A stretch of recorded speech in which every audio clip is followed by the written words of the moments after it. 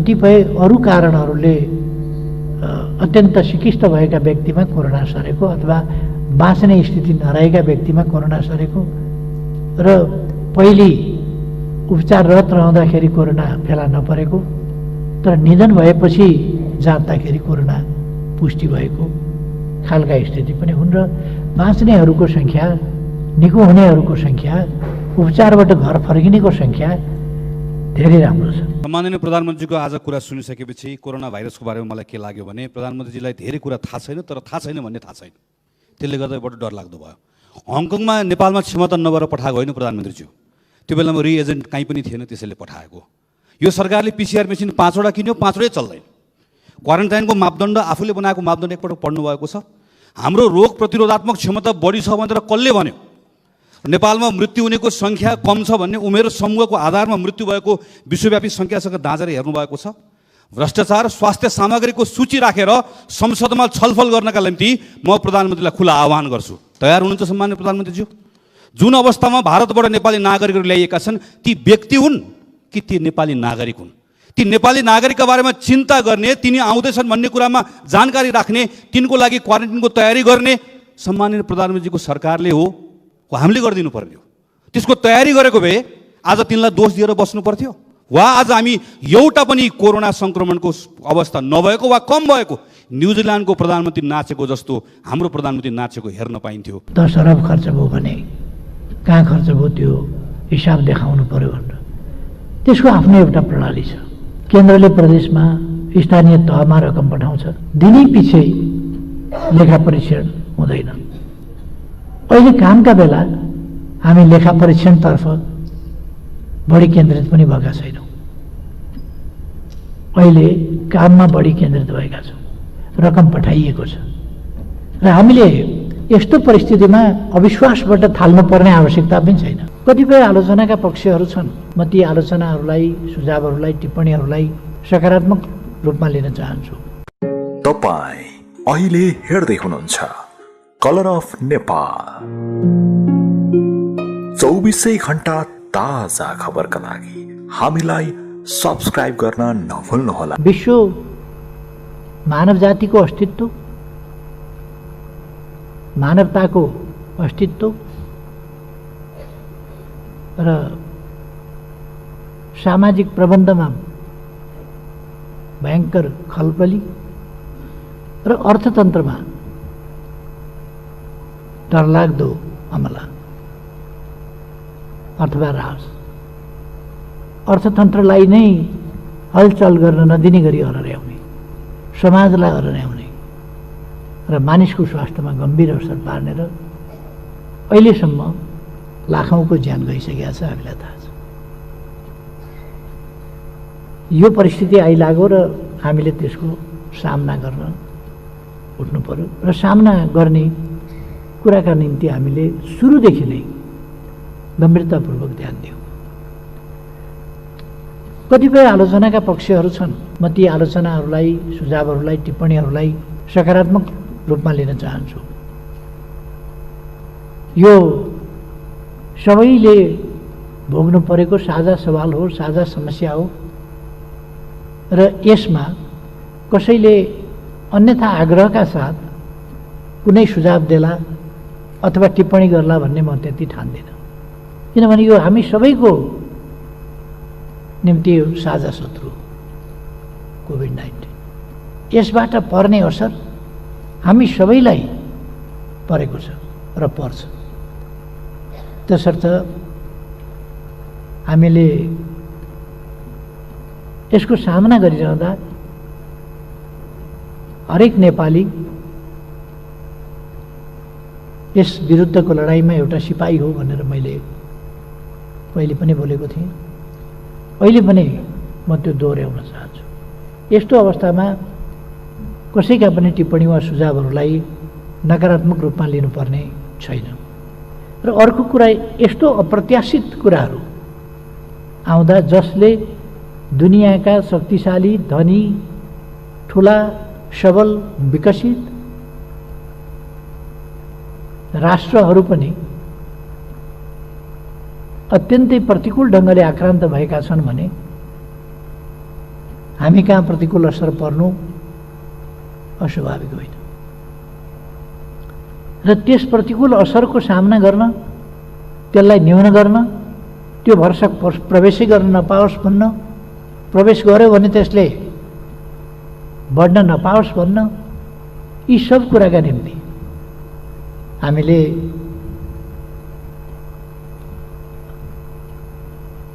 सुरुदेखि नै प्रभावकारी ढङ्गले प्रयास थाल्यौँ।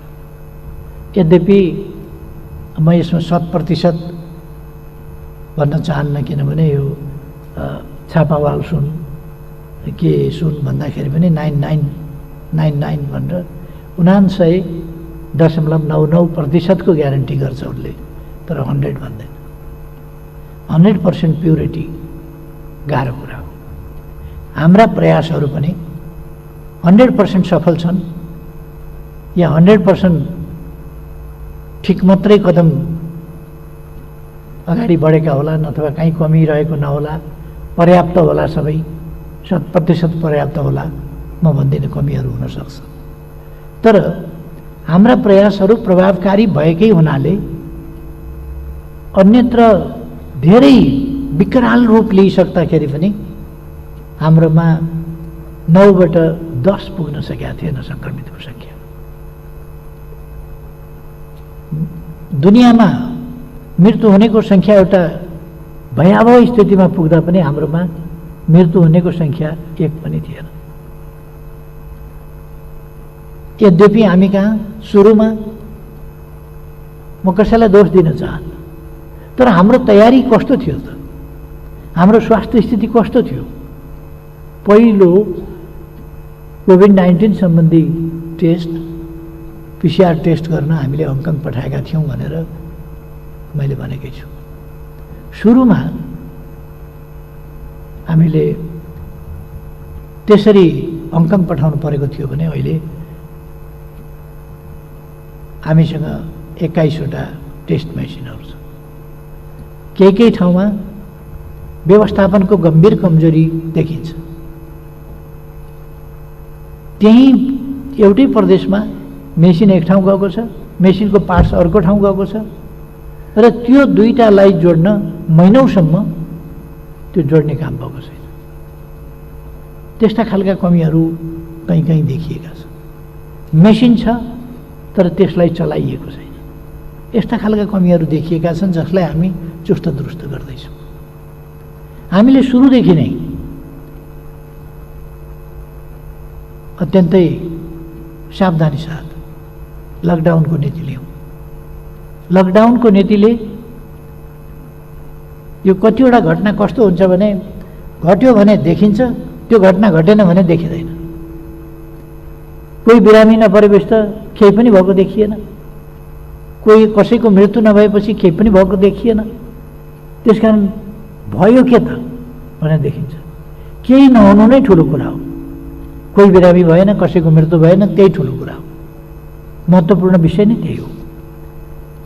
र हामीले गरेको लकडाउन, सामाजिक दूरी कायम गर्ने कुरा, मास्क लगाएर हिँड्ने कुरा, साबुन पानीले हात धुन हामीले सिकाउने कुरा, राम्रो खानेकुरा खाने र स्वस्थ रहने, निरोगी नेपाल बनाउन व्यक्ति निरोगी हुनुपर्छ भन्ने कुरा, यी प्रयासहरू हामीले अगाडि बढाएका यी सामान्य कुरा थिएन। हामीले दुनियाँका विभिन्न देशहरूसँग आग्रह गर्यौँ। अहिले हामी कहाँ क्वारेन्टाइन पनि बनाएको छैन। कोभिड के आयो, यसरी फैलियो कि बाँध फुटेको बाढी जस्तो त्यसरी फैलियो। त्यस स्थितिमा लाखौँ मान्छेका लागि क्वारेन्टाइन तयार गर्नु, 50,000 मान्छेलाई विश्व स्वास्थ्य सङ्गठनको मापदण्ड अनुसारको क्वारेन्टाइनमा राख्नका लागि कति क्षेत्रफल चाहिन्छ, कति रकम चाहिन्छ, हामी विचार गर्न सक्छौँ। एउटा सर्भर हाम्रो सहरको जनसङ्ख्या 50,000 छ। त्यो सहरमा त मान्छे खाँदिएर बसेका हुन्छन्। क्वारेन्टाइन खाँदिएर राख्न मिल्दैन। दूरी, सामाजिक दूरी कायम राखेर परिवारले एउटा शौचालय प्रयोग गरिराखेका हुन्छ, तर क्वारेन्टाइनमा त्यसो गर्न मिल्दैन। त्यसो भएपछि त्यसको प्रबन्ध सस्तो, सहज र सरल विषय होइन, धेरै गम्भीर विषय हो। हामीले एकैचोटि, जबकि हाम्रो देश श्रमिक बाहिर पठाउने देशको जस्तो रूपमा जानिने गरेको छ, त्यस्तो अवस्थामा केही नभए विद्यार्थीहरू समेत गरेर पनि लगभग हुन सक्छ, केही नभए पनि 25-30 लाख मान्छे त बाहिर होला। जब 25-30 लाख मान्छे बाहिर छन् भने एकैचोटि फर्किँदा र भारतमा जान पासपोर्ट चाहिँदैन, त्यहाँका 5-7 लाख 8-10 लाख मान्छे फर्किँदा अवस्था कस्तो होला? त्यसकारण त्यो व्यवस्था एकैचोटि हुन सक्दैन थियो। हामीसँग पूर्व तयारी थिएन। हामीले जब सुरु भयो तब तयारी गर्दै जानु पर्यो र आज हामीसँग केही तयारीको स्थिति राम्रैसँग बन्दै गएको छ।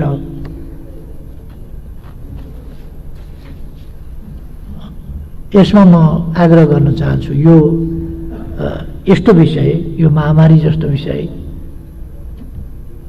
यो दलीय विषय होइन, यो मानवीय विषय हो। त्यसकारण यसलाई हामीले दलीय हिसाबले होइन, मानवीय हिसाबले, यो सरकारको मात्रै विषय होइन, यो सामाजिक विषय हो। यो सत्ताधारी दलको मात्रै विषय होइन, सत्ता पक्ष प्रतिपक्ष यसले भन्दैन, त्यसले छुट्याउँदैन। त्यसकारण यो साझा विषय हो। हामी त्यसै गरी लडिरहेका छौँ र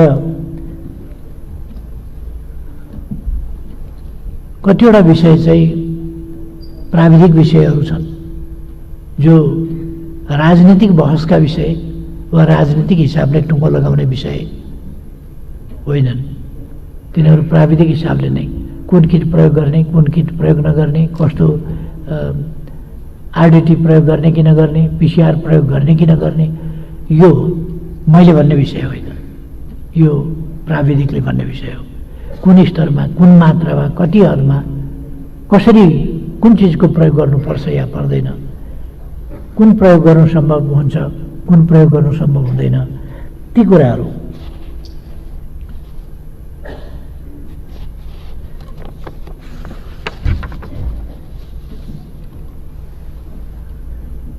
यस्तै अवस्थामा हाम्रो बजेट आयो। बजेट आउँदा अलिकति कसैलाई लाग्न सक्छ बजेटको बारेमा, यो बजेट कोरोनालाई यसले वास्तै गरेन भनेर। बजेट त मूलतः कोरोनाको रोकथाम, नियन्त्रण, उपचार यसमै केन्द्रित छ, स्वास्थ्य क्षेत्रमै केन्द्रित छ, कोरोनालाई समाप्त पार्ने कुरामै केन्द्रित छ। त्यसबाट मानव समाजलाई पहिले त हामीले नेपाललाई मुक्त गर्नु पर्यो, त्यसपछि मानव समाजलाई मुक्त गर्ने कुरामा योगदान गर्नु पर्यो, त्यस कुरामै केन्द्रित छ। हामीले देख्यौँ यो खाली नियन्त्रण, रोकथाम, नियन्त्रण र उपचारसँग मात्रै सम्बन्धित छैन, यो हाम्रो सामाजिक जनजीवनसँग सम्बन्धित छ, यो हाम्रो अर्थतन्त्रसँग सम्बन्धित छ, यो हाम्रो विकाससँग सम्बन्धित छ। त्यसर्थ हामीले तदनुसार समाजका अरू सबै पक्षलाई चट्ट बिर्सिन पनि सक्दैनौँ। यसलाई रोक्न कति समय लाग्ला? विश्व ब्याङ्कको तथ्याङ्क अथवा उसको विश्लेषणको आधारमा हेर्ने हो भने लगभग साउनको अन्तिमतिर यो पिकमा पुग्ने र त्यसपछि कम हुँदै गएर कार्तिकमा समाप्त हुने जस्तो देखिन्छ। तर त्यस्तो नहुन पनि सक्छ। हाम्रा चाडबाडहरू, दसैँ तिहार जस्ता चाडबाडहरू जहाँ मानिसहरू थप आउँछ, विदेशबाट आउँछ। अब त्यसबाट सङ्क्रमण फेरि आउन सक्छ, फेरि अलिक समय बढ्न सक्छ र अझै अलिकति लम्बिन पनि सक्छ। यी सम्भावनाहरू पनि हाम्रा अगाडि छन्। यसो भएर हामी अब युवा जो विदेशबाट फर्किँदैछन्, रोजगारीमा गएकाहरू फर्किँदैछन्, लाखौँको सङ्ख्यामा, थोरै होइन। हामी वर्ष दिनमा वार्षिक रूपमा जति रोजगारीका अवसरहरू, नयाँ अवसर सिर्जना गर्न सक्थ्यौँ अथवा हाम्रो सामर्थ्य थियो अथवा हाम्रो सामर्थ्य हामीले आकलन गरेका थियौँ, त्यो सामर्थ्यले अबको समस्या समाधान गर्न सकिँदैन। त्यो सामर्थ्यको सीमामा बस्यो भने समाधान गर्न सकिँदैन। त्यसकारण हामीले कृषिको आधुनिकीकरण र त्यो आधुनिकीकरण व्यावसायिकीकरण मार्फत हाम्रा युवाहरूलाई कृषि क्षेत्रतर्फ आकर्षित गर्ने, त्यसतर्फ लिएर जाने ती कामहरू गर्नु परेको छ। त्यसै गरेर उद्योग, ठुला उद्योगहरू पनि स्थापना गर्नु छ, सञ्चालन गर्नु छ, रुग्ण उद्योगहरूलाई पनि अगाडि बढाउनु छ। तर त्योभन्दा बढी ससाना उद्योगहरू पनि, कृषि आधारित उद्योगहरू, प्रशोधन कारखानाहरू, प्याकिङ कारखानाहरू, अरू प्रकारका कारखानाहरू, ससाना, घरेलु, लघु, मझौला त्यस्ता उद्योगहरू र त्यसका निम्ति सिप प्रदान गर्ने, त्यसका निम्ति पुँजी प्रदान गर्ने, यी कामहरू पनि गर्नुपर्नेछ। र यो एकैचोटि सबै काम हाम्रो अगाडि आइपरेको छ, जो अपेक्षाकृत ढङ्गले सोचे जस्तो सजिलो र सोचे जस्तो गतिका साथ हुन सहज छैन। किनभने हामीले तालिम पनि दिनु छ, हामीले सुरुवात गर्नका लागि पुँजी पनि दिनु छ, अवसर पनि उपलब्ध गराउनु छ। त्यसो भएर हामी भूमि ब्याङ्कको स्थापना, यस्ता अनेक कामहरू गरिराखेका छौँ। र कृषितर्फको लगाव, अब हाम्रो जनसङ्ख्या एक ढङ्गले केही वर्षदेखि युथहरूको जनसङ्ख्या एउटा रोलिङ भइरहेको थियो, विदेश जाने फेरि फर्कने, विदेश जाने फेरि फर्कने। अब विदेश जाने कम, फर्कने बढी, र यो सङ्ख्या यसै पनि लाखौँको सङ्ख्यामा अहिले हामीले हेऱ्यौँ भने भारतबाट आउने यो जेठ महिनाको मात्रै हेऱ्यौँ भने 2 लाखभन्दा बढी यो जेठ महिना मात्रै छ। साथीहरूले पिसिआर टेस्टको कुराहरू उठाउनु भएको छ। पिसिआर टेस्ट किन हुन सकेन? दिनमा हामीले 4500 देखि 5000 पिसिआर टेस्ट दैनिक गर्न सक्ने सम्मको क्यापेसिटी बढाएका छौँ। तर आउनेहरूको सङ्ख्या के छ भन्दा पहिले त 20,000 18,000 थियो, अहिले पनि 7-8,000 9,000 दैनिक आउनेको सङ्ख्या छ। जब 4500 देखि 5000 मात्रै त्यो हाम्रो क्षमता विकास गर्न सकिएको छ भने टेक्निसियनको पनि कुरा छ, किट्सको पनि कुरा छ, अरू चिजको पनि कुरा छ। सुरुमा त यस्तो हाहाकार भयो, दुनियाँमा त्यस स्तरमा छँदै छैन, उपलब्धै छैन, पाइँदैन, किनभने कसैले पनि त्यस्तो तयारी गरेको थिएन। यति धेरै बिग्छ, यति धेरै महामारी आउँछ, यति धेरै यसको आवश्यकता पर्छ भन्ने कसैले अनुमान पनि गरेको थिएन र कसैले उत्पादन पनि गरेका थिएन। त्यो उत्पादनै नगरेको स्थितिमा हामीले मात्रै पाउने कुरा भएन, अझ बलिया देशहरूले त बीचबीचमा तानेर लाने पनि स्थिति भयो। हामी त्यसो गर्न सक्दैनौँ। त्यसकारण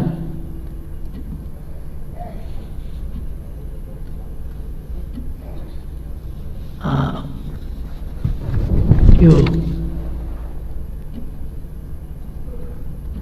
कोभिड-19ले जुन असर पारेको छ, वास्तवमा सिङ्गै जनजीवनमा असर पारेको छ। हाम्रो युवाहरूको भावनालाई म बुझ्छु। युवाहरूले जुन एउटा असहजता आफूले भोग्नु परेको कुराहरू प्रकट गरिरहनु भएको छ, त्यो बुझ्छु म। र म सरकारको तर्फबाट उहाँहरूलाई पनि भन्न चाहन्छु, सरकारले उहाँहरूका समस्याहरू बुझेको छ र सरकार ती समस्या समाधान गर्न प्रयत्नशील छ। तर यो समस्या यसरी भयावह ढङ्गले चौतर्फी रूपमा आक्रमण गरेर एकैचोटि आइलाग्यो, त्यस समस्याको समाधान सहज सरल छैन। यो एउटा कुरासँग इच्छा शक्तिसँग मात्रै सम्बन्धित छैन, यो पुँजीसँग सम्बन्धित छ, सामानको उपलब्धतासँग, त्यो ल्याउने प्रक्रियासँग, त्यसका अनेक पक्षहरू छन्। यस सम्बन्धमा एउटा कुरा म भन्न चाहन्छु।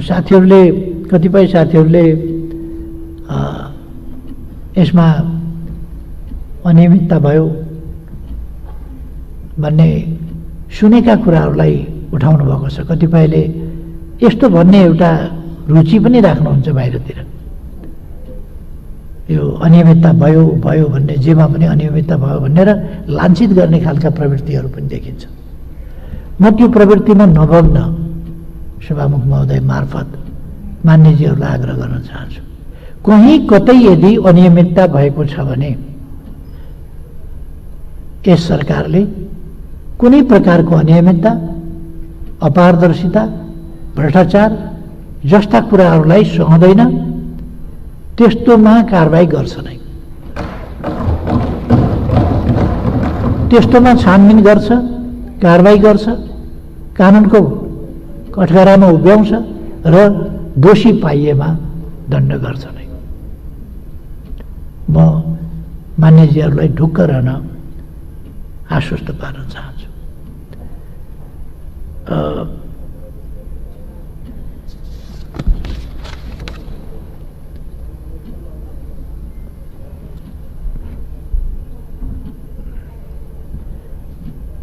अहिले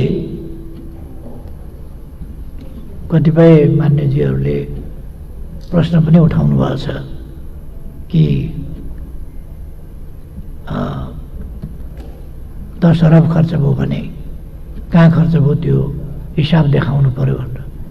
त्यसको आफ्नै एउटा प्रणाली छ। केन्द्रले प्रदेशमा स्थानीय तहमा रकम पठाउँछ, प्रदेश र स्थानीय तह अहिले 3 तह छन् सरकारका, हामी सबैलाई थाहा छ। अनि दिनै पछि लेखा परीक्षण हुँदैन। अहिले कामका बेला हामी लेखा परीक्षणतर्फ बढी केन्द्रित पनि भएका छैनौँ। अहिले काममा बढी केन्द्रित भएका छौँ, रकम पठाइएको छ र हामीले यस्तो परिस्थितिमा अविश्वासबाट थाल्नुपर्ने आवश्यकता पनि छैन। हाम्रा प्रदेश सरकारहरू, हाम्रा स्थानीय तहहरू यस्तो परिस्थितिमा भ्रष्टाचार गर्नै पर्खेर बसेका थिए। अलिकति रकम पाउने बित्तिकै तिनले भ्रष्टाचारै गरे होलान् भनेर आशंका गर्नुपर्ने त्यो स्थिति होइन। अहिले स्थानीय तहहरू जुन दुःखका साथ, जुन मेहनतका साथ, जुन कष्टका साथ जसरी फिल्डमा काममा लागेका छन् कोभिड-19 का विरुद्ध लड्न र जनतालाई राहत, सहयोग, सहुलियत, सुविधा पुर्याउनका लागि, यो आकस्मिक रूपमा आइलाग्यो। पहिलेको अनुभव थिएन। लामो समयपछि स्थानीय निकायको निर्वाचन भएको 20औं वर्षपछि पहिलो जनप्रतिनिधिको अभ्यास गर्ने धेरै हुनुहुन्छ। त्यस्तो अवस्थामा यत्रो ठुलो आपत एकैचोटि आइलाग्दा बजेटको सीमा छ, खर्चको सीमा छ, आवश्यकता असीमित छ। यस्तो अवस्थामा जसरी काम गरिरहनु भएको छ, म उहाँहरूको प्रशंसा गर्न चाहन्छु र उहाँहरूलाई कुनै भावनामा चोट पर्ने गरी हामीले शब्दावली पनि प्रयोग गर्नु उचित छ जस्तो लाग्दैन यो कोरोनाको मामला। त्यसै गरेर प्रदेश सरकारहरू माथि पनि हामीले कुनै अन्यथा सोच्नुपर्ने अथवा उहाँहरूको भावनामा चोट पर्ने गरी केही भन्नुपर्ने जस्तो लाग्दैन। हामी उहाँहरूलाई विश्वासबाट काम थालेका छौँ र उहाँहरूले असाधारण ढङ्गले काम गर्नुभएको छ। खास गरी स्थानीय तहहरूको काम गराई कसरी धान्न भएको होला हामी अनुमान गर्न सक्छौँ। जहाँ दैनिक एउटा नाकामा पनि 5-7 हजार 2-4 हजार 5-7 हजार मान्छे थपिएका छन्। त्यसलाई बसाउने कहाँ, खुवाउने कहाँ? घर पठायो भने कम्युनिटी ध्वस्त होला भन्ने डर। क्वारेन्टिनमा राख्दा क्वारेन्टिनको उपयुक्तता कसरी बनाउने, त्यो कुराको समस्या। यी समस्याहरूका बीचमा, मान्छेहरूका आक्रोशका बीचमा, असन्तुष्टिका बीचमा स्थानीय तहहरू कसरी काम गरिरहेका होला, स्थानीय जनप्रतिनिधिहरू कसरी काम गरिरहेका होला? उहाँहरू त PCR टेस्ट नगरेका मान्छेहरूका बीचमा अथवा फिल्डमा रोगसँग उहाँहरू, खतरासँग उहाँहरू लडेर सामना गरिरहनु भएको छ। जहाँसम्म हरिसाबको कुरा छ, त्यो हरिसाब आफ्नो प्रक्रियाबाट आउँछ।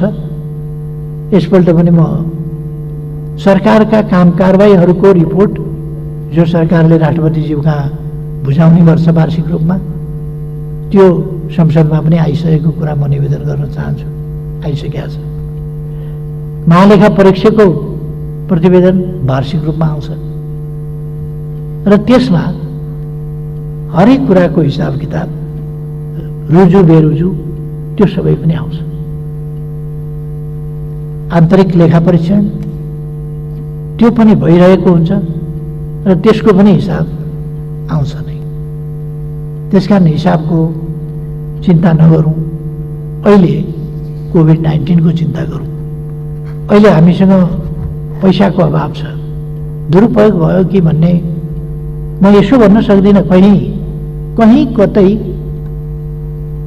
भएकै हुन सक्दैन भनेर पनि म त्यो दाबी गर्दिनँ, तर भएकै छ भनेर सोच्न पर्ने खालको स्थिति म देख्दिनँ। मेरो भनाइ त्यति हो। यदि भएको रहेछ कतै भने यस्तो परिस्थितिमा पनि, यस्तो अवस्थामा, राष्ट्रिय सङ्कटको बेला, सिङ्गो दुनियाँ यति तबाह भएको बेला, राष्ट्रमाथि यस्तो आपद विपद आइलागेको बेला पनि कसैले भ्रष्टाचार गर्छ भने त्यो कुनै पनि हालतमा सही हुन सक्दैन। मैले अघि नै भने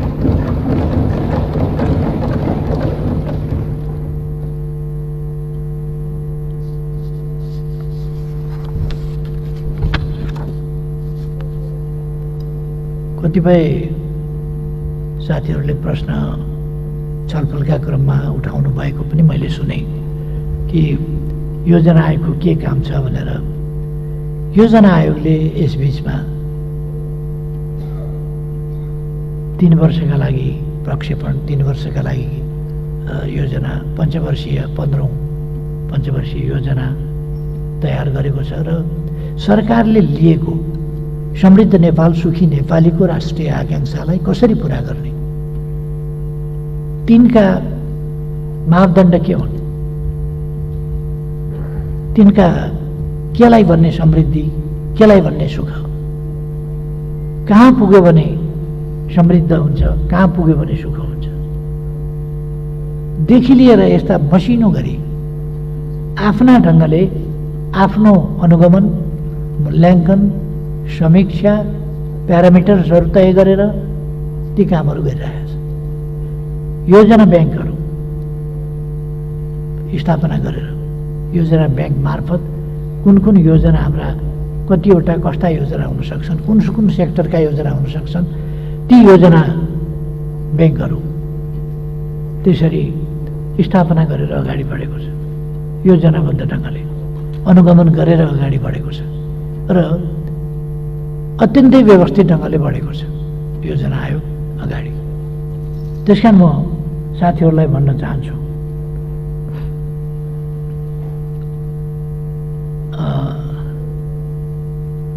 यी निकायहरू प्रभावकारी ढङ्गले अगाडि बढेका छन्। यसमा म आश्वस्त रहन चाहन्छु, म रहन आग्रह गर्न चाहन्छु। अरू धेरै कुरा भन्न चाहन्छु। अहिले जुन कोरोनाकै सम्बन्धमा अलिकति म भन्न चाहन्छु, कोरोनाको स्थिति जुन भयावह देखिएको छ, यो भयावह खास गरी हामीले सुरुमा अत्यन्तै सावधानी साथ रोक्न खोज्यौँ। तर अहिले मैले एउटा भन्नै पर्ने हुन्छ, हामी कहाँ फैलिएको अथवा सङ्क्रमित पाइएको कोरोनाको बिमारी मध्ये 85% भन्दा बढी भारतबाट आएका व्यक्तिहरूमा भेटिएको छ। भारतबाट जो व्यक्तिहरू नेपाल प्रवेश गर्नु हो उहाँहरूमा त्यो 85% भन्दा बढी।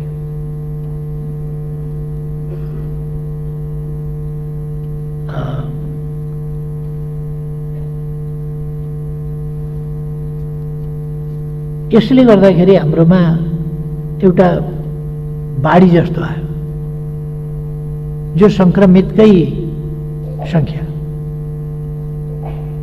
एकैचोटि पिसिआर टेस्ट गर्नु पर्यो, एकैचोटि आरडिटी टेस्ट गर्नु पर्यो। आरडिटीमा अलिकति पोजिटिभ देखियो भने त झन् पिसिआर नगरी भएन। लक्षण देखिएको नदेखिएको सबैलाई क्वारेन्टाइनमा राख्नु पर्यो, टेस्ट गर्नु पर्यो। टेस्ट गरे पनि क्वारेन्टाइनमा राख्नु पर्यो। लक्षण देखिएन भने पनि केही समय यसले व्यापक अस्तव्यस्तता त हुने हो।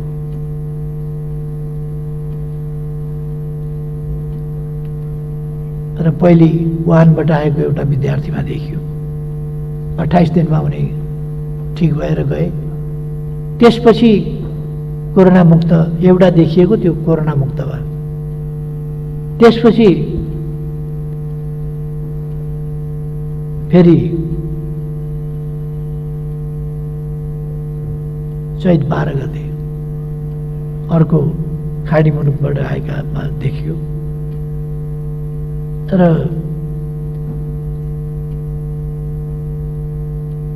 चैत 22 गते कैलालीमा अर्को सङ्क्रमण पुष्टि भयो। जेठ 27 सम्ममा अहिलेसम्ममा हामी सबैलाई थाहा भइसकेका पनि कुरो छ। यो हिजोको डाटा अनुसार 4085 जनामा कोभिड-19 सङ्क्रमण भएको देखिएको छ। 584 सङ्क्रमण मुक्त भएर घर फर्केका छन्। सङ्क्रमण मुक्त भएर घर फर्किने निको हुनेको सङ्ख्या राम्रो छ र जसको 15 जनाको निधन भएको छ त्यो कोरोनाकै कारणले मात्रै होइन, कतिपय अरू कारणहरूले अत्यन्त सिकिस्त भएका व्यक्तिमा कोरोना सरेको अथवा बाँच्ने स्थिति नरहेका व्यक्तिमा कोरोना सरेको र पहिले उपचाररत रहँदाखेरि कोरोना फेला नपरेको तर निधन भएपछि जाँच्दाखेरि कोरोना पुष्टि भएको खालका स्थिति पनि हुन्। र बाँच्नेहरूको सङ्ख्या, निको हुनेहरूको सङ्ख्या, उपचारबाट घर फर्किनेको सङ्ख्या धेरै राम्रो छ र यो सङ्ख्या फेरि म भन्छु कि यो कोरोनाको कारणले मात्रै 15 जनाको निधन भएको छैन। यसको अर्थ नेपालीहरूमा प्रतिरोध क्षमता धेरै राम्रो छ र नेपालमा मृत्यु हुनेको सङ्ख्या सङ्क्रमितको तुलनामा अरू देशको तुलनामा पनि मृत्यु हुनेको सङ्ख्या ठुलो हुने छैन, त्यो अलिक सानै हुन्छ र हामीले त्यसका निम्तिको पनि प्रबन्ध चाहिँ नि अगाडि बढाएका छौँ। मृत्यु हुन नपाओस् भन्ने कुरामा पनि हामीले ध्यान दिएका छौँ। एउटा त प्रतिरोध क्षमता राम्रो छ, दोस्रो चाहिँ उपचारको प्रबन्ध पनि राम्रो छ। जसमा सङ्क्रमण पाइएको छ त्यसमा नेपालमा 4085 जनामा कोभिड-19 सङ्क्रमित पाइएको छ भने विदेशमा विभिन्न मुलुकमा भने 14,454 जनामा गैर-आवासीय नेपालीहरूमा सङ्क्रमण पाइएको छ अथवा विदेशमा रहने नेपालीहरूमा ठुलो सङ्ख्यामा सङ्क्रमण पाइएको छ। 4085 जना र 14,454 जना, यो ठुलो अन्तर छ। अहिले पनि बाहिर सङ्क्रमितको सङ्ख्या ठुलो छ। नेपालमा विभिन्न कारणले कोरोना समेत विभिन्न कारणले 15 जनाको निधन भएको छ भने बाहिर 13वटा मुलुकमा गरेर 127 नेपालीको मृत्यु भएको छ। बाहिर मृत्यु हुनेको सङ्ख्या ठुलो छ।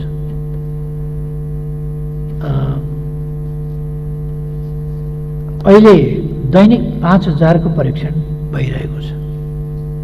र केही स्वाब टेस्टहरू आज स्वाब निकालो केही दिनसम्म त्यो रिजल्ट आएन भन्ने स्थिति पनि हो, किनभने 5000 को टेस्ट हुनसक्छ तर परीक्षण गर्न स्वाब निकाल्नु पर्ने सङ्ख्या चाहिँ ठुलो छ। त्यसकारण त्यो सङ्ख्याको कारणले समयमा गर्न सकिएको छैन।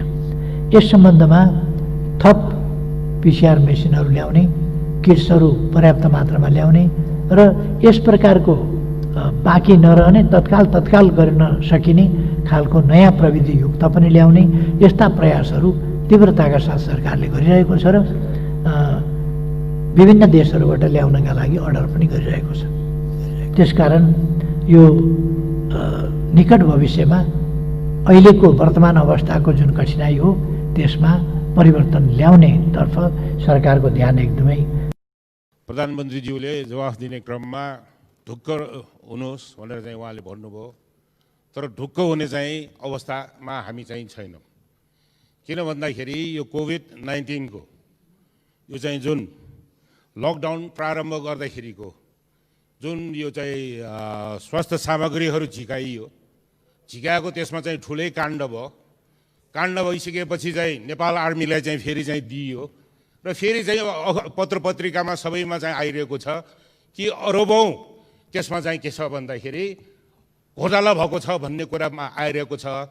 यसमा खास गरेर सरकारले यो चाहिँ कस्तो भन्दाखेरि स्वास्थ्य विभागदेखि लिएर मन्त्रालयले सिभिलियन गभर्मेन्टले गर्नुपर्ने काममा सेनालाई दिएर सेनालाई पनि फेरि चाहिँ यो चाहिँ करप्सनको चाहिँ त्यसमा जुन लपेट्ने काम गरेको छ। यो चाहिँ माननीय श्री गगन कुमार थापा। सम्माननीय सभामुख महोदय, सम्माननीय प्रधानमन्त्रीको आज कुरा सुनिसकेपछि कोरोना भाइरसको बारेमा मलाई के लाग्यो भने प्रधानमन्त्रीजीलाई धेरै कुरा थाहा छैन, तर थाहा छैन भन्ने थाहा छैन। त्यसले गर्दा बडो डरलाग्दो भयो। हङकङमा नेपालमा क्षमता नभएर पठाएको होइन प्रधानमन्त्रीज्यू, त्यो बेलामा रिएजेन्ट कहीँ पनि थिएन, त्यसैले पठाएको। यो सरकारले पिसिआर मेसिन 5वटा किन्यो, 5वटै चल्दैन। क्वारेन्टाइनको मापदण्ड आफूले बनाएको मापदण्ड एकपल्ट पढ्नु भएको छ। हाम्रो रोग प्रतिरोधात्मक क्षमता बढी छ भनेर कसले भन्यो? नेपालमा मृत्यु हुनेको सङ्ख्या कम छ भन्ने उमेर समूहको आधारमा मृत्यु भएको विश्वव्यापी सङ्ख्यासँग दाँजेर हेर्नुभएको छ। भ्रष्टाचार स्वास्थ्य सामग्रीको सूची राखेर संसदमा छलफल गर्नका निम्ति म प्रधानमन्त्रीलाई खुला आह्वान गर्छु। तयार हुनुहुन्छ सम्माननीय प्रधानमन्त्रीज्यू? जुन अवस्थामा भारतबाट नेपाली नागरिकहरू ल्याइएका छन् ती व्यक्ति हुन् कि ती नेपाली नागरिक हुन्? ती नेपाली नागरिकका बारेमा चिन्ता गर्ने, तिनी आउँदैछन् भन्ने कुरामा जानकारी राख्ने, तिनको लागि क्वारेन्टाइनको तयारी गर्ने सम्माननीय प्रधानमन्त्रीको सरकारले हो, हामीले गरिदिनु पर्ने हो। त्यसको तयारी गरेको भए आज तिनलाई दोष दिएर बस्नु पर्थ्यो वा आज हामी एउटा पनि कोरोना सङ्क्रमणको अवस्था नभएको वा कम भएको न्युजिल्यान्डको प्रधानमन्त्री नाचेको जस्तो हाम्रो प्रधानमन्त्री नाचेको हेर्न पाइन्थ्यो। माननीय श्री बालकृष्ण खाँड। सम्माननीय सभामुखज्यू, यो कोभिड नियन्त्रण रोकथाम र व्यवस्थापनका लागि स्थानीय निकायहरूले महत्त्वपूर्ण भूमिका निर्वाह गरिरहेका छन् र सङ्घीय सरकारले स्थानीय सरकारलाई मद्दत पुर्याएको छैन भन्ने सङ्घीय निकायका जनप्रतिनिधिहरू गुनासो छ। किन यो गुनासो आयो? म सम्माननीय प्रधानमन्त्रीजीलाई प्रश्न सोध्न चाहन्छु। यो महामारीबाट प्रताडित भएर विदेशमा रहेका नेपालीहरू मातृभूमिमा आउन चाहन्छन्। नेपालमा आउन चाहने नेपालीहरूलाई सुरक्षित रूपमा नेपालमा ल्याउने कार्यनीतिको बारेमा अझै प्रष्ट जवाफ आओस् र विदेशमा रहेका नेपाली गर्भवती महिलाहरूलाई नेपाल ल्याउने क्रममा प्राथमिकता दिइयोस् र सुरक्षित रूपमा नेपाल ल्याइयोस् भन्ने पनि माग गर्न चाहन्छु। र विदेशका विभिन्न भूभागमा खास गरेर मिडल इस्टमा धेरै नेपालीहरू विभिन्न कारणले मृतक भएर उहाँहरूको शव त्यहीँ परेको छ। त्यो शवको क्षतिगतिको लागि नेपाल ल्याउने प्रबन्ध गरियोस् र नेपाल ल्याउने क्रममा पनि कुनै चलखेल नगरियोस्। विभिन्न एजेन्सीहरूले चलखेल गरिरहेको चाहिँ पत्र पत्रिकामा आइरहेको छ, यो दुःखद कुरा हो। जसरी माननीय श्री उमा रेग्मी।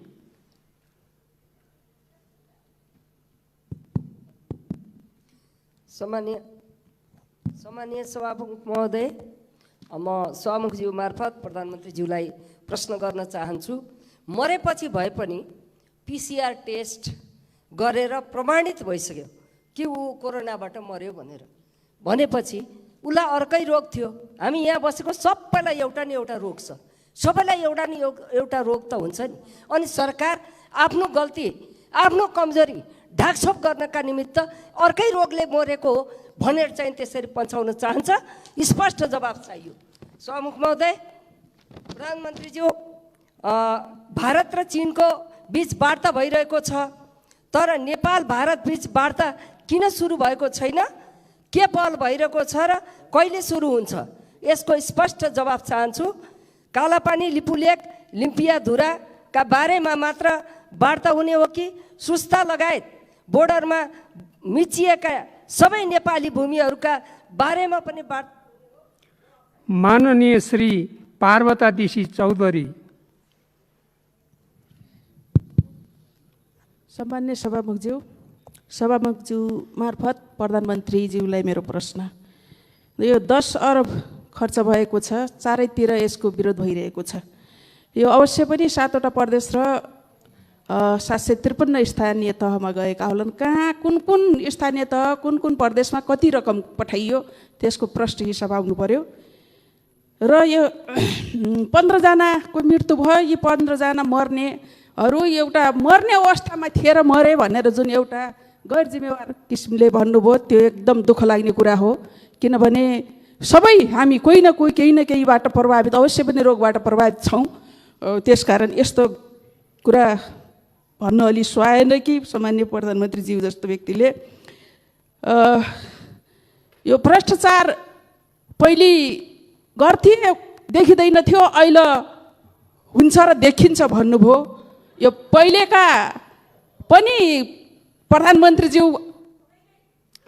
माननीय श्री सञ्जय कुमार गौतम। सम्मानीय सभामुखज्यूको मार्फत सम्मानीय प्रधानमन्त्रीज्यूलाई मेरो जिज्ञासा छ। सम्मानीय प्रधानमन्त्रीज्यू, म भ्रष्टाचार गर्दिनँ, भ्रष्टाचार गर्न पनि दिन्न भन्नुहुन्छ। मुलुक कोभिड-19 को कहरमा भयावह भएको समयमा पनि व्यापक भ्रष्टाचारका कुराहरू आइरहेका छन्। संसदमा के प्रतिपक्ष के सत्तापक्षका सांसदहरूको कुरा पनि सुन्नु भएकै छ। देश दुनियाँको कुराहरू पनि सबभन्दा राम्रोसँग बुझ्नु भएको छ। के साँच्चै सामान्य प्रधानमन्त्रीज्यू आफू र आफ्नो सरकारसँग सन्तुष्ट हुनुहुन्छ? मैले आम नेपाली जनतामा व्यापक वितृष्णा, आक्रोश र असन्तुष्टि पाएको छु, निराशा देखेको छु। ईश्वरले गरोस् म गलत हुँ सामान्य प्रधानमन्त्रीज्यू। सम्मान्य प्रधानमन्त्रीज्यूले साँच्चै के सोचिराख्नु भएको छ? नेपाली जनतालाई मनको कुरा बताइदिनुहुन्छ कि? धन्यवाद। माननीय श्री देव प्रसाद तिमल सेना। सम्मानीय सभामुख महोदयको मार्फत प्रधानमन्त्रीज्यूका जिज्ञासा राख्न चाहन्छु। यो 3 वर्षदेखिको बजेट सम्मानीय प्रधानमन्त्रीज्यूको क्षेत्र र मन्त्रीजीहरूको क्षेत्र र प्रधानमन्त्रीका इर्दगिर्दका मानिएको क्षेत्रमा मात्र विकास गरेर कृषिमा दोब्बरी हुने, सबै कुरामा दोब्बरी हुने र किसानले एउटा खाद पनि नपाउने अवस्था छ। यही प्रधानमन्त्रीजीको निर्देशन अनुसारै मन्त्री र प्रधानमन्त्रीको क्षेत्रमा मात्रै राख्न भनिएको हो कि? यसको जिज्ञासा चाहियो। धन्यवाद। माननीय श्री प्रदीप यादव।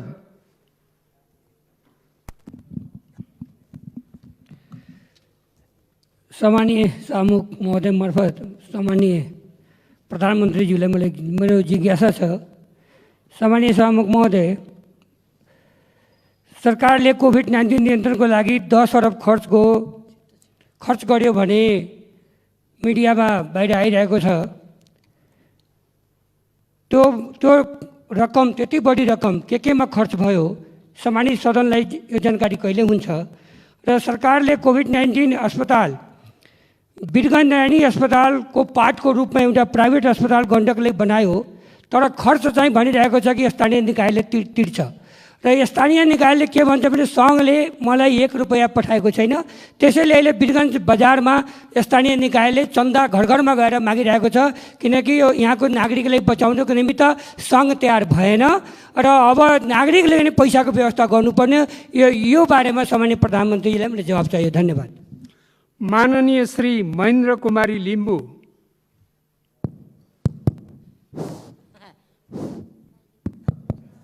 सम्माननीय सभामुखज्यू मार्फत आदरणीय प्रधानमन्त्रीज्यूलाई जिज्ञासा म राख्न चाहन्छु। म उहाँको क्षेत्रको पनि हुँ। त्यसले गर्दा आदरणीय प्रधानमन्त्रीज्यू, हजुर त डाक्टर त होइन, नेतै भएर प्रधानमन्त्री हुनुभएको होला, तर यहाँ हजुरको जुन शब्दहरू सुन्दा डाक्टरले नै भन्ने कुराहरू हामीले यहाँ पायौँ।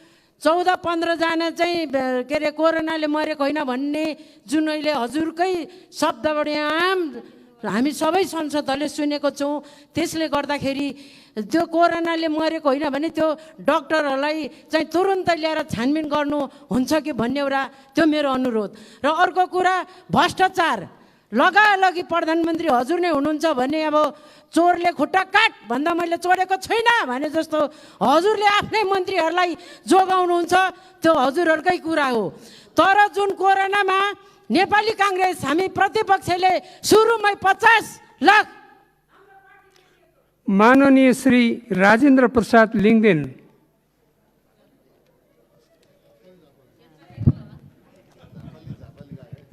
सम्माननीय सभामुख महोदय, म यो केही भएको छैन भनेर त भन्दिनँ, तर यो जुन अहिले चाहिँ नि कोभिड-19 को बारेमा सरकारले जे गरिराखेको छ र प्रधानमन्त्रीज्यूले जे बुझ्नु भएको छ त्यो चाहिँ फेरि सबै सत्य होइन। भर्खरै अस्ति कचन कवलको 33 जना सङ्क्रमितलाई धरानबाट अब स्वास्थ्य मन्त्रालयको निर्देशन अनुसार रिटेस्ट गर्नु पर्दैन भनेर पठाउन लाग्यो। हामीले भन्यौँ फेरि चाहिँ नै यिनीहरूलाई परीक्षण नगरिकन यिनीहरू ठिक भयो कि भएन भन्ने कुरा टुङ्गो नलगाइकन पठाउन हुँदैन भनेर रोकिएपछि अहिले फेरि जाँच्दाखेरि तिनीहरूमध्ये 5 जनामा सङ्क्रमण देखियो। यस प्रकारका लापरवाहीहरू निरन्तर भइराखेको छ। र जहाँसम्म भ्रष्टाचारको कुरा छ प्रधानमन्त्रीज्यू, हजुरले सोचे जस्तो अवस्था छैन। भ्रष्टाचार चाहे स्वास्थ्य सामग्री खरिदको अहिले कोभिड-19 को अवस्थाको बारेमा होस्, अहिलेको सवालमा होस् अथवा अन्य विषय र सन्दर्भमा होस्, माथिदेखि तलसम्म सबै तहमा भ्रष्टाचार। माननीय श्री उमाकान्त चौधरी। सम्मानीय सभामुख महोदय, सम्मानीय प्रधानमन्त्रीजीलाई मेरो प्रश्न, भारत लगायत अन्य विदेशी मुलुकबाट लकडाउन घोषणापछि कति नेपाली नागरिक स्वदेश भित्रिए र आएका मध्ये कति नागरिकको PCR परीक्षण भयो? बाँकी रहेकालाई कहिलेसम्म परीक्षण हुन्छ? राष्ट्रिय महिला आयोग लगायत अन्य आयोगमा वर्षौंदेखि पदाधिकारी नियुक्ति हुन नसक्नुको कारण के हो र यो कहिलेसम्म नियुक्ति हुन्छ? निर्मला हत्या प्रकरणको दोषीलाई कहिलेसम्म कारबाहीको दायरामा ल्याउने हो? नेपाली सेनालाई व्यावसायिक होइन व्यापारिक सेना बनाई स्वास्थ्य सामग्री खरिदमा संलग्न गराएर सरकारले भ्रष्टाचारलाई ढाकछोप गर्न खोजिएको देखिन्छ। यस सम्बन्धमा सरकारको धारणा के हो? स्पष्ट जवाब चाहियो। धन्यवाद। माननीय श्री दिलेन्द्र प्रसाद बडु। सम्माननीय सभामुख महोदय, कोरोना संक्रमणको पहिचान र उपचारका निमित्त परीक्षणको दायरा र गति बढाउनु पर्छ भन्ने सर्वस्वीकार्य सत्य हो। सरकारले 2% जनसङ्ख्या परीक्षण गर्ने लक्ष्य पनि देखाएको छ। दिनानुदिन संक्रमण बढ्दो छ, तर प्रदेश स्तरमा PCR मसिन, किटहरू र ल्याब सुविधाको चरम अभावका कारण परीक्षण कार्य नै नगर्ने वा रोक्ने जस्ता घातक निर्णयहरू नेपाल सरकार र 7 नम्बर प्रदेशले पनि गरेको छ। यो अवस्था किन आयो? के यो सबै व्यवस्थापन जिम्मेवारी सङ्घीय सरकारको हुँदैन?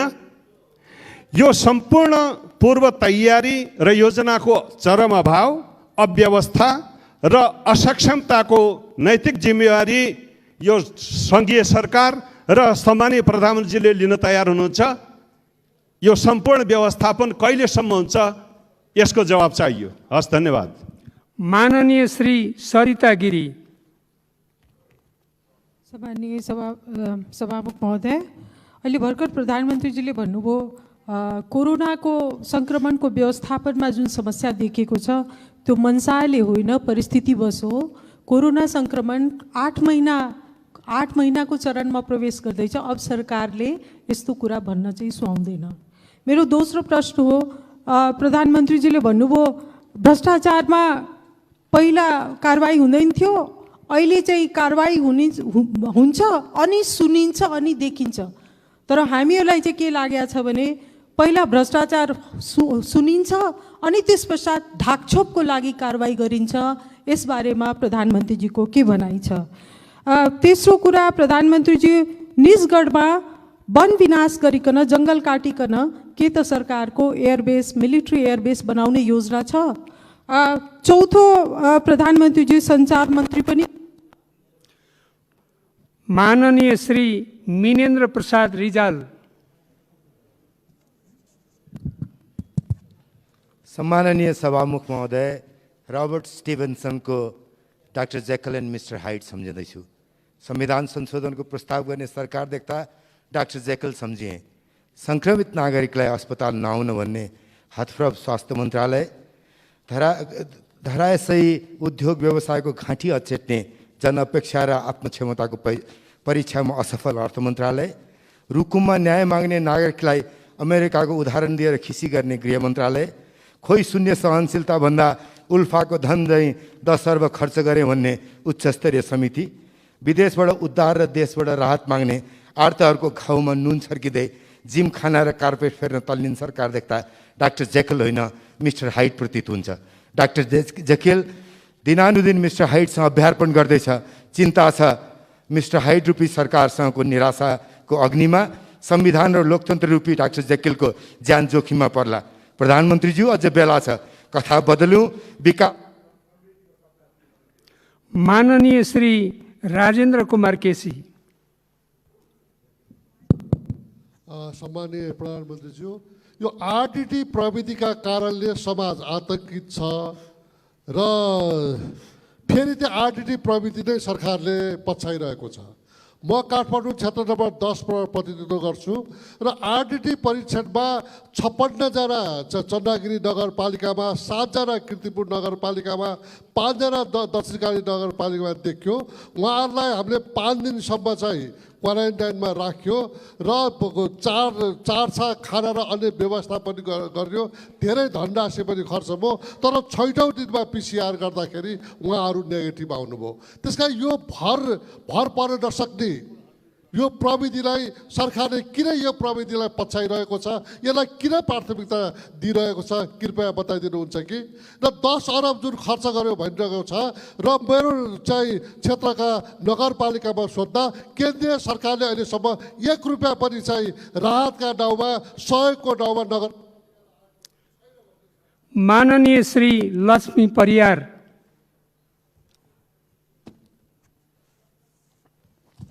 सम्माननीय सभामुख महोदय, प्रधानमन्त्रीज्यूलाई मेरो प्रश्न छ। प्रधानमन्त्रीज्यूले बोलिराख्दाखेरि रुकुम पश्चिमको नरसंहारको बारेमा केही थाहा पाउनु भएन कि त्यसको बारेमा प्रधानमन्त्रीज्यूबाट केही कुरा आएन? मृतक नवराज विश्वकर्मा लगायतका परिवारले कस्तो खालको न्याय पाउँछन्? निर्मला पन्तका दोषीलाई कहिले कारबाही हुन्छ? अब कति वर्ष लाग्छ? भारतबाट आएका मानिसहरूमा धेरै कोरोना भाइरस देखियो भन्नुभयो के प्रधानमन्त्रीज्यूले भारतबाट आएका मानिसहरू नेपाल आउन नपाउने भनेर भन्न खोज्नु भएको होइन भने यो सरकारको काम के हो? भारतबाट आउनेको लागि क्वारेन्टाइनको व्यवस्था र उनीहरूलाई चेक जाँच गर्नु पर्दैन? धन्यवाद। माननीय सदस्यहरू, अब सम्माननीय प्रधानमन्त्री श्री केपी शर्मा ओलीलाई उक्त स्पष्टीकरणको सम्बन्धमा स्पष्ट पार्न अनुमति दिन्छु।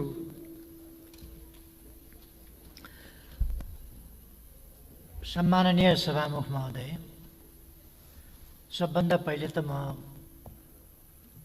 माननीय सदस्यज्यूहरूले जुन उत्साहपूर्ण ढङ्गले जिज्ञासाहरू राख्नुभएको छ, प्रश्नहरू उठाउनु भएको छ, त्यसका लागि म धन्यवाद भन्न चाहन्छु र केही कुराहरू स्पष्ट गर्न चाहन्छु। केही पहिले मैले भनिसकेका कुराहरू पनि दोहोऱ्याएर जिज्ञासा राख्नुभएको छ, केही नयाँ जिज्ञासाहरू पनि छन्। ती सबै कुराहरूमा म क्रमशः स्पष्ट गर्न चाहन्छु। एउटा पहिलो प्रश्नबाटै जाउँ। एउटा विपद व्यवस्थापन नियन्त्रण, यो प्राकृतिक विपद नियन्त्रण तथा व्यवस्थापन, न्यूनीकरण तथा व्यवस्थापन परिषद छ। त्यो परिषद प्रधानमन्त्रीकै नेतृत्वमा छ। त्यसका मातहतमा प्राकृतिक विपत्ति नियन्त्रण समिति छ, त्यो गृहमन्त्रीज्यूको नेतृत्वमा छ र यिनीहरूको सचिवालयको रूपमा प्राकृतिक विपत्ति व्यवस्थापन प्राधिकरण भन्ने छ, त्यो सचिवालयको रूपमा त्यसले काम गर्छ। यो चाहिँ बाढी, पहिरो, आँधी, आगजनी आदि जुन कुराहरू भइरहन्छन् त्यसका निम्ति स्थायी खालको संरचना र त्यसअनुसारका संरचनाहरू हुन्। ती संरचनाहरूले कहीँ बाढी, पहिरो, आगजनी यस्ता कुराहरू भयो भने त्यस्ता परिस्थितिहरूमा त्यसले काम गर्छ। तर जब महामारी जस्ता कुराहरू हुन्छन् त्यस्तो अवस्थामा विशेष व्यवस्था गरिन्छ। ती समितिहरू अथवा त्यो परिषद, प्रधानमन्त्रीको नेतृत्वमा हुने परिषद अथवा त्यो प्राकृतिक विपत्ति व्यवस्थापन गर्ने समितिहरू छन्, तिनीहरू यस्तो महामारी वा यस्ता परिस्थितिका लागि होइन, ती चाहिँ सालिन्दा हुने खालका घटनाहरू, जस्तो हाम्रो देश कहिले भूकम्प जस्ता कुराहरू, कहिले आगजनी जस्ता कुराहरू, कहिले चक्रवात जस्ता कुराहरू, कहिले बाढी, कहिले पहिरो यस्ता कुराहरूबाट आक्रान्त भइरहन्छ र त्यस्ता कुराहरूको सामना गर्न, त्यसको तयारी गर्न, त्यसका निम्ति एउटा तयारीको अवस्था पनि राख्न र तत्काल राहत, तत्काल उद्धार, तत्काल राहत, तत्काल सुविधा पुर्याउनका निम्ति यी समितिहरू हुन्। त्यसकारण यो समिति हुँदाहुँदै विशेष व्यवस्था किन गर्नु पर्यो भन्ने प्रश्न उपयुक्त हुँदैन, किनभने अहिलेको अवस्था भनेको मैले अस्ति नै पनि भने यो सरकार मात्रै होइन, देशका सबै बासिन्दा, सबै नेपाली कोभिड-19 विरुद्धको लडाईँका सिपाही हुन्, हरेक सिपाही। यसमा दल विशेष, दल वा गैर दल, राजनीतिक वा गैर राजनीतिक अथवा यो तह र त्यो तह भनेर होइन, यो सिङ्गै देशको साझा र एउटा भयावह राष्ट्रिय समस्या हो। यो आज राष्ट्रिय समस्या मात्रै होइन, अन्तर्राष्ट्रिय समस्याको रूपमा छ। त्यसकारण यसका लागि विशेष व्यवस्था, विशेष संरचना, विशेष ढङ्गले त्यसमा लाग्ने, जति एउटा एकजना मन्त्रीको नेतृत्वमा हुने साधारण समिति मात्रै होइन, यसको राजनीतिक नेतृत्व मन्त्री परिषदले लिनुपर्ने र त्यसपछि मन्त्री परिषदका निर्णयहरू कार्यान्वयन गर्न त्यसमा केन्द्रित भएर लाग्नुपर्ने धेरैजना मन्त्रीहरू सम्बन्धित भएको। जस्तो यसमा शान्ति सुरक्षाका प्रश्न आउँछन्, यसमा आपूर्तिका प्रश्न आउँछन्, यसमा स्वास्थ्यका प्रश्न आउँछन्, यसमा अर्थका प्रश्न आउँछन्, यस्ता थुप्रै प्रश्नहरू यसमा आउँछन्। त्यसकारण थुप्रै मन्त्रीहरू यसमा सामेल हुनुपर्छ र यो एकदम तत्काल आकस्मिक रूपमा गर्नुपर्ने विशेष व्यवस्था अन्तर्गत भएको हुनाले यसका खरिद प्रक्रियाहरू पनि भिन्न प्रकारका हुन्छन्। त्यसकारण यो दुईटालाई, यो विपद व्यवस्थापन सम्बन्धी हाम्रा स्थायी संरचनाहरू जुन छन् ती र यो विशेष व्यवस्था अन्तर्गत बनेका उच्च स्तरीय समन्वय समिति अथवा सिसिएमसी भनेर कोभिड नियन्त्रण केन्द्र भनेर हामीले जो भनेका छौँ, तिनीहरूको बिचमा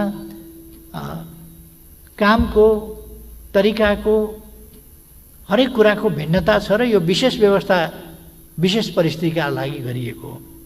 यो बुझ्न जरुरी छ। यसमा सेना परिचालन किन भयो भन्ने कुरा छ। सेना मैले अगाडिदेखि पनि भन्ने गरेको छु, सेना राज्यको एउटा अङ्ग हो।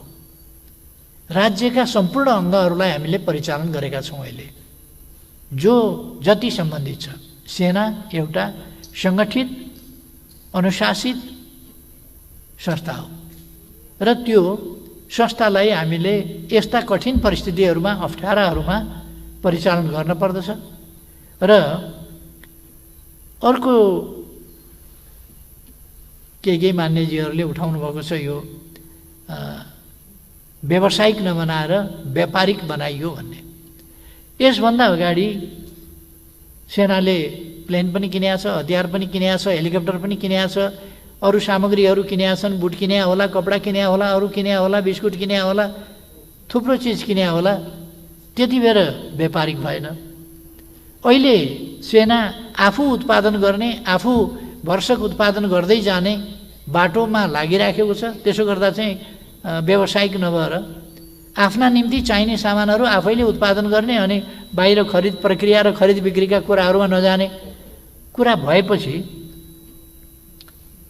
र केही उसलाई चाहिने कुराहरू जस्तो सेनाको अस्पताल छ, अस्पताललाई सामग्री चाहिन्छ, त्यो उसले छिटो छरितो ढङ्गले आफैले ल्याउँछ त्यो सामग्री भने सेनाले अस्पताल चलाउन पाउँछ कि पाउँदैन? अहिलेको सरकारले सेनाको अस्पताल त बनाएको होइन, सेनाको अस्पताल उहिले बनेको छ। अनि त्यो अस्पतालमा उहिलेदेखि सामानहरू आफूले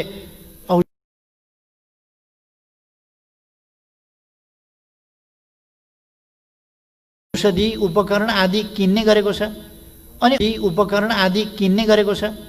अनि अहिले सेनाले 28,000 PCR जस्तो केही सामानहरू आफूलाई आवश्यक पर्ने, आफ्नो तर्फबाट सेवा उपलब्ध गराउनका लागि आवश्यक पर्ने र सेना फ्रन्टमा बसेर सेवा गरिराखेको छ अहिले कोभिड-19 को सम्बन्धमा।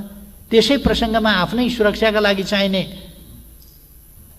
PPE जस्ता कुराहरू मगाउने कुरामा यदि सेनाले किन्यो भने अब यसमा आपत्ति हुनुपर्ने कुरा म के भन्न चाहन्छु भने सेनालाई हामीले कुनै एउटा चाहिँ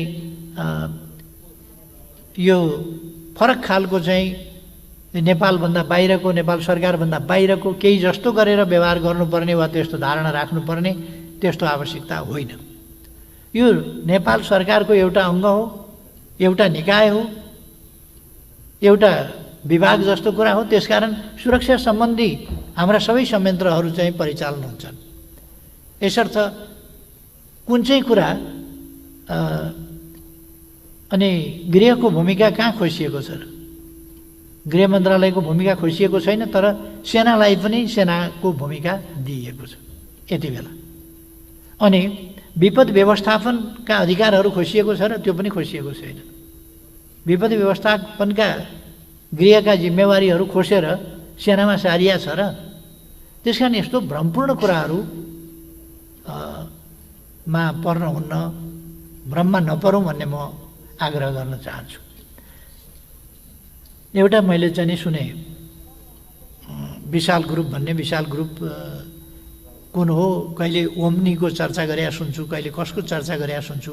मैले पटक पटक भन्ने गरेको छु यो अब जथाभावी नै बोल्ने हो भनेदेखि त बेग्लै कुरा भयो, जसलाई जे मुख छाडे पनि सन्तोष हुन्छ भने त बेग्लै कुरा भयो। नत्र भने कहिले कोबाट सञ्चालित छ, ओम्नी ग्रुप भनेर को छ त्यत्तिकै बोलेको छ, कहिले के भनेर बोलेको छ, कहिले विशाल ग्रुपसँगको साँठगाँठबाट भन्ने कुराहरू गरेको छ। यस्तो कुराहरू हामी सांसद जस्तो जनप्रतिनिधिहरू जस्तोले बोल्दाखेरि अलिक तथ्य प्रमाणका आधारमा बोल्नु वाञ्छनीय हुन्छ। फेरि पनि म के भन्छु भने यस्ता सबै कुराहरू जे उठेका छन् तिनीहरूप्रति मेरो ध्यान गएको छ।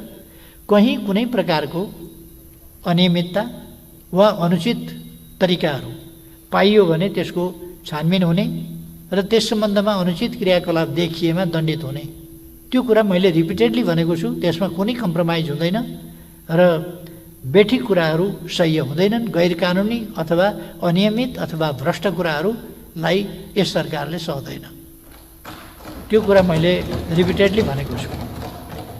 अब अर्को कुरा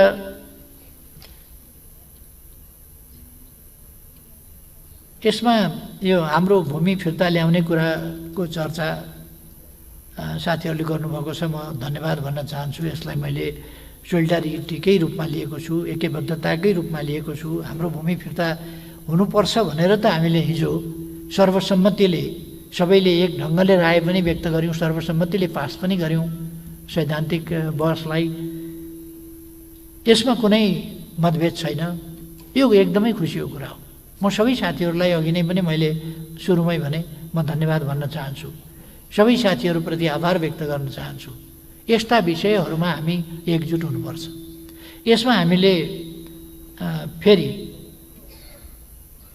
कमसेकम राष्ट्रियताको मामलामा, भूमि फिर्ता लिने मामलामा अथवा राष्ट्रिय हितको पक्षमा उभिने मामलामा अहिलेको सरकारमाथि शङ्का गर्नुपर्ने कुनै कारण छ र? एउटा म के चाहिँ भन्न चाहन्छु भने अहिलेको सरकार लहैलहैमा कुद्दैन। जे राष्ट्रको हितमा छ, जे राष्ट्रको पक्षमा हुन्छ, जे देशको सार्वभौमसत्ता, स्वाधीनता, भौगोलिक अखण्डता, राष्ट्रिय हित र स्वाभिमानको पक्षमा हुन्छ, त्यसमा अध्ययन गरेर हेरेर जानी बुझिकन, कुनै आग्रहवश होइन, कुनै पूर्वाग्रहवश होइन, अध्ययन गरेर हेरेर त्यसमा निष्कर्षमा पुग्छ र जे निष्कर्षमा पुग्छ त्यसमा दृढताका साथ उभिन्छ। यो अर्को यस्तो खालको भाषा पनि प्रयोग नगरौँ भन्ने मेरो सुझाव छ साथीहरूलाई। मैले यो प्रधानमन्त्री तथा मन्त्री परिषदको कार्यालय अन्तर्गतका विषयहरूको सम्बन्धमा, विनियोजित बजेटको सम्बन्धमा नबोल्ने कि गत वर्ष पनि म बोलेको थिइनँ, अर्थमन्त्रीजीले जवाफ दिनुभएको थियो। यसपल्ट पनि नबोल्ने कि भन्ने अलिकति कुरा चलेको थियो। साथीहरूको बोल्नुपर्छ, प्रधानमन्त्री आएर बोलिदिनुहोस् भन्ने कुरा भन्दाखेरि हुने ठाउँमा के पार्टीले प्रतिबन्ध लगाएको हो, के विदेशीले प्रतिबन्ध लगाएको हो बोल्नलाई? यो अलिक प्रश्न भयो र यस्तो। म बाहेक अरू सबै चाहिँ विदेशीकै इसारामा चल्छन् भन्ने मान्यता अलिकति नराखौँ कि भन्छु म। अरूमा पनि देशभक्ति छ भन्ने कुरा चाहिँ नराखौँ। त्यस प्रकारको भाषा रिपिटेडली प्रयोग हुनु त्यो अलिक वाञ्छनीय लाग्दैन र शोभनीय पनि हुँदैन। मेरो सुझाव हो त्यो मान्यजीलाई। यद्यपि हामी सबैलाई थाहा छ पार्लियामेन्टमा बोलेका कुराहरूको सम्बन्धमा बोल्न पाइन्छ भन्ने थाहा छ।